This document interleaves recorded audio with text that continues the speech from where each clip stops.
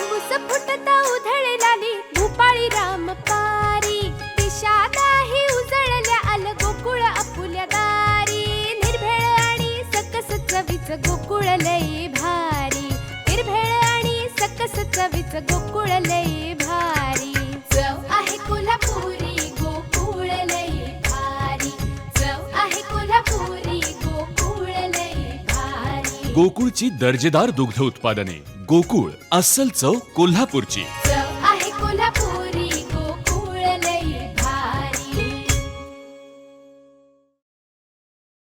तुमच्यासाठी मी 24 तास काम करायला तयार आहे, फक्त तुमची साथ हवी असं मत राष्ट्रवादी काँग्रेस पार्टीच्या कोकण विभाग महिला अध्यक्षा अर्चना घारेपरव यांनी व्यक्त केलं।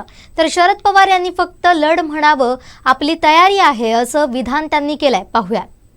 मगासपासून अतिशय खेळीमेळीच्या वातावरणात आणि उत्साहाच्या वातावरणामध्ये आज हा कार्यकर्ता मेळावा संपन्न होत आहे। मनाला खूप आनंद झाला हे सगळं वातावरण बघितलं आणि असं वाटलेलं की किती जण येत आहेत किती नाही, कारण आता माळवत चालू आहे, सगळीकडे प्रत्येकाच्या घरी काही ना काही कार्यक्रम आहेत, पण मोठ्या संख्येने 50% आमच्या महिला पण आल्यात, त्यामुळे तुमचं महिलांना मी अभिनंदन करते। आमच्या बऱ्याच महिला घरातलं काम उरकून आल्यात, काही जणांच्या घरी कार्यक्रम होते, त्यामुळे मोठ्या संख्येने आलेले आहेत। खरं तर आपण सगळे बघतो आताचं राजकारण कोणत्या थराला गेलेलं आहे। टीव्ही लावला की कोण कोणाला काय बोलेल सांगता येत नाही आणि अतिशय वाईट राजकारण आज हे जे केंद्रातलं सरकार बीजेपी सरकार करतंय, फोडाफोडीचं राजकारण, दहशतवाद्याचं राजकारण, वॉशिंग मशीनचं राजकारण, त्यांच्याकडे माणूस गेला की अगदी स्वच्छ होतो। किती भ्रष्टाचार असू दे, ईडी असू दे, सीडी असू दे आणि काय असू दे, सगळ्यामध्ये तो एकदम स्वच्छ होतो आणि स्वच्छ कॅरेक्टर होता। असं हे वॉशिंग मशीनचं राजकारण आहे आणि हे केंद्रातलं सरकार दिशाभूल करत आहे आणि अशा वेळेला सर्वसामान्य जनतेमध्ये प्रचंड रोष आहे। आज आम्ही फिरत असतो साहेब तेव्हा बघत असतो की तळागाळातल्या लोकांच्या प्रतिक्रिया बघतो। आमच्या महिला वैतागलेल्या आहेत, अक्षरशः म्हणतात की एवढी महागाई झालेली आहे, आम्ही घर कसं चालवायचं। आमच्या महिलांचं म्हणणं आहे की आम्हाला नेहमीचं किराणा भरायचा असेल की म्हणजे पूर्वीचे पैसे जे पुरत होते ते आता पुरत नाहीयेत। परवा आमच्या दोडाबागच्या महिलांकडे मी गेलेले, दोडाबागमध्ये तर आमच्या महिला पाण्याची बाटली घेऊन नगर परिषद मध्ये गेलेल्या आहेत, गढूळ पाण्याची बाटली। आमच्या सेजनताई आल्यात का? सेजनताई आल्यात ते, तर ह्या सगळ्या गढूळ पाण्याची बाटली घेऊन गेलेल्या आणि 8 महिने झाले त्यांना गढूळ पाणी येत होतं दोडाबाग नगर पंचायतीमध्ये। आणि तिथे जेव्हा महिला गेल्या, महिलांनी आवाज उठवला आणि त्यांचा आवाज आणि रोष बघून त्यांनी 8 दिवसाची मुदत दिली। त्यांनी सांगितलं 8 दिवसात आम्ही स्वच्छ पाणी देतो। म्हणजे आज महिलांनी कुठेतरी रस्त्यावर उतरण्याची गरज आहे।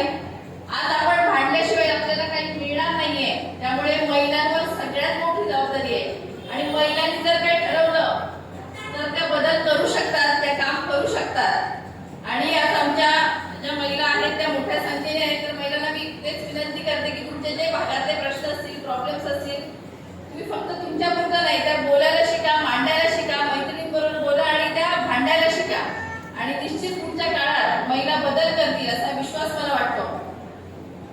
खरं तर आपण टीव्हीवर बघितलं हल्ली आरक्षणाचे बरेच आंदोलन होत आहेत, काय होत आहेत, मराठा आरक्षणाचा विषय होतो, पण ह्याच्या पण सगळा खेळ सरकार करताना दिसतंय।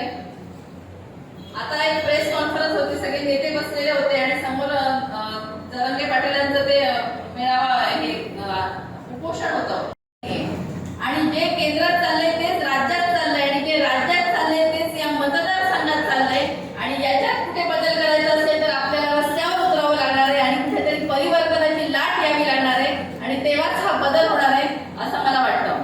त्यामुळे सगळ्यांवर मोठी जबाबदारी आहे। महिला आरक्षणाचा विषय झाला, महिला आरक्षण देणार म्हणून सांगितलं, विधेयक मंजूर झालं, पण महिला आरक्षण कधी मिळणार, काय मिळणार हे माहित नाही। आम्हाला फक्त एकच आठवतं, सगळ्या महिलांना विचारते, आपल्याला एकच आठवतं की आपल्याला आरक्षण कोणी दिलं? आपल्याला आरक्षण दिलं एकच नेता, आदरणीय पवार साहेब, ज्यांनी आपल्याला 36% वरून 50% आरक्षण दिलं आणि आमच्यासारख्या कितीतरी महिलांना। मी सरपंच होते, मी माझी कारकीर्द सरपंच बनापासून सुरुवात झाली, पण आता आमच्या कितीतरी महिला आरक्षणामुळे नेतृत्व करायला लागल्या, लोकप्रतिनिधी झाल्या। त्यामुळे हे सगळे दिखावे फसवे आहेत आणि हे सगळे आभासी दुनिया दाखवली जाते आणि ही कुठेतरी आपण समजली पाहिजे, गेली पाहिजे आणि ह्याच्यावर आपण काम केलं पाहिजे।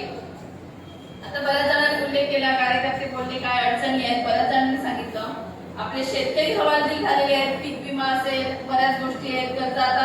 कर्जमाफी असेल, कर्जमाफी कोणी केली? 70,000 कोटी एकदाच केली, पवार साहेबांनी केली. त्याच्यानंतर तशी कर्जमाफी झाली नाही. आदरणीय पवार साहेब असतील, आदरणीय सुप्रियाताई असतील, आमचे प्रदेशाध्यक्ष जयंत पाटील साहेब असतील, हे महिलांसाठी, शेतकऱ्यांसाठी अतिशय प्रामाणिकपणे काम करतात. आज रात्रीचा दिवस करून ते फिरतायत मतदारसंघामध्ये आणि सगळीकडे काम करतायत, पूर्ण महाराष्ट्र भिजून काढतायत. त्यामुळे आज आपल्यावर खूप मोठी जबाबदारी आहे प्रत्येक पक्षाच्या कार्यकर्त्यावर. आज मतदारसंघामध्ये अनेक प्रश्न आहेत. आरोग्याचे प्रश्न असतील, इथे साधं हॉस्पिटल पण नाहीये सर. जर कोणाला आजारी पडले तर कांबुळीला जायला लागतं, नाही तर गोव्याला जायला लागतं, कोल्हापूरला जायला लागतं. त्यामुळे एखादं कोणी आजारी पडलं तर इथे कोणतीही व्यवस्था नाही. आणि इतके वर्ष म्हणजे राजकीय इच्छाशक्ती कुठेतरी लागते की आपल्याला जर आपल्या लोकांसाठी काहीतरी करायचं असेल तर हॉस्पिटल उभारणी केली पाहिजे, कुठेतरी रोजगार मिळायला पाहिजे. आज आमची खेडी ओस पडायला लागली आहेत. आमचे तरुण शहराकडे जायला लागले. साहेब, तुमच्याकडे वरच्या पट्ट्यामध्ये तरुणांना रोजगार चांगला आहे, चांगल्या पद्धतीचे तिथे शेती केली जाते आणि आज आपल्याकडे सगळं आहे. कोकणात काय नाहीये, सगळं पिकतं जे जगात नाही ते कोकणात आहे. तरी पण आपल्याला इतकं वाईट परिस्थितीचा सामना करावा लागतो. ना रोजगार, ना पर्यटन जिल्हा म्हणून तर पहिला घोषित झालेला हा सिंधुदुर्ग जिल्हा आहे, पण आज पर्यटनाची काय व्यवस्था आहे, काय अवस्था आहे? आणि हे सगळं आज आपण कुठेतरी विचार करायला पाहिजे, याच्यावर काम केलं पाहिजे. आमच्या बचत गटाच्या महिला असतील, जर पर्यटन झालं असतं तर चांगले लोक आले असतील, आमच्या महिलांना काहीतरी रोजगार मिळाला असता, काहीतरी प्रोडक्ट्स त्यांनी बनवले असते, त्यांना कुठेतरी उत्पन्नाचं साधन झालं असतं, एक महिला सक्षमीकरण झालं असतं. पण तसं काही झालेलं दिसत नाहीये आणि याच्यावर कुठेतरी आवाज उठवला पाहिजे. आपण सगळ्यांनी एकत्रित म्हणून काम केलं पाहिजे. खरं तर दोडामार्गचे बरेच लोक इथे आलेले आहेत. आता इथे आमचे महादेव देसाई बसले. दोडामार्गच्या त्या कुर्लीमधनं आहेत, पण तिथे हत्तींचा आणि वन्य प्राण्यांचा इतका प्रादुर्भाव आहे, इतका त्रास होतो आणि ह्या सगळ्यांना किती वर्ष झाली ते दरवेळेला इथे आंदोलन पण त्या दिवशी केलेलं त्यांनी. त्याच्यानंतर मिटिंग झाली की हत्तींचा बंदोबस्त आम्ही करतो, पण अजून कोणतंही ठोस पाऊल उचललंय का? उचललंय का? महादेव देसाई आणि ते ग्रुप बसले, अजून कोणतंही ठोस पाऊल त्यांनी उचललेलं नाही. इथे आमचे संदीप गवसकर असतील, चांदेरकर आहे, त्यांना माहिती आहे दोडामार्गची परिस्थिती अतिशय बिकट आहे. पाणी असतील, वन्य प्राण्यांचा प्रश्न असेल, अनेक प्रश्न आहेत.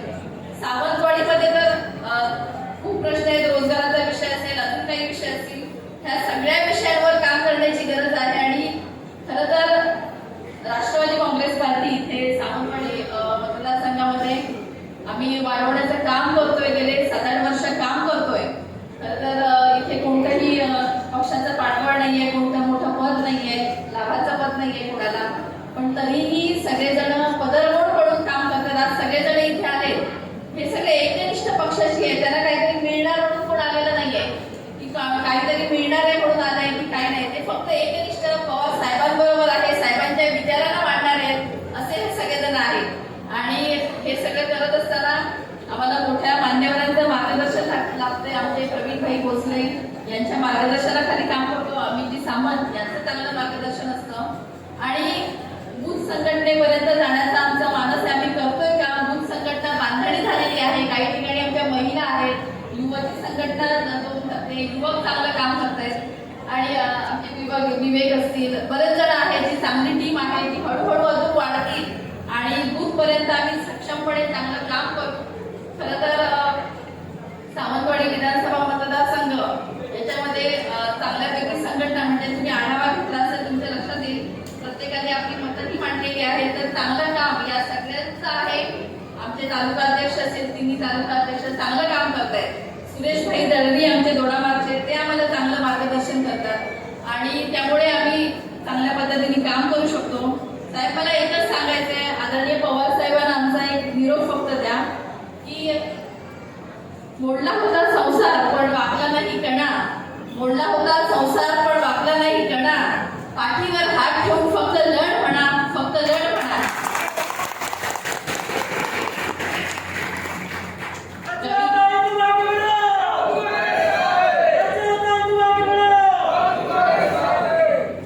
साहेब, आपण वेळ काढून आला. खरं तर कराडमध्ये म्हणजे माझी एक अटॅचमेंट आहे. मी 1 वर्ष तिथे इंजिनिअरिंग कॉलेजला होते आणि तिथलं एक तुम्ही जे प्रतिनिधित्व करतात ते कैलासवासी यशवंतरावजी चव्हाण साहेबांची कर्मभूमी असलेली आणि त्यांनी प्रतिनिधित्व केलेला मतदारसंघाचे तुम्ही आमदार आणि मंत्री म्हणून काम केले, त्यामुळे तुमच्याकडे बघण्याचा एक वेगळा आदर महाराष्ट्र राज्याचा आहे. त्यामुळे आम्हाला तुमचा अभिमान आहे आणि अशा मतदारसंघात तुम्ही काम करताय, त्यामुळे आम्ही खरंच तुम्ही आज इथे आलात आणि बराच वेळ देताय, त्याबद्दल मनापासून तुमचे आम्ही आभार व्यक्त करतो. आमचे दिवसभरातले सर्व अपडेट्स, ताज्या घडामोडी आणि थेट लाईव्ह पाहण्यासाठी सबस्क्राईब करा, लाईक करा कोकणचं नंबर 1 महा चॅनल कोकण 7 लाईव्हचं YouTube चॅनल.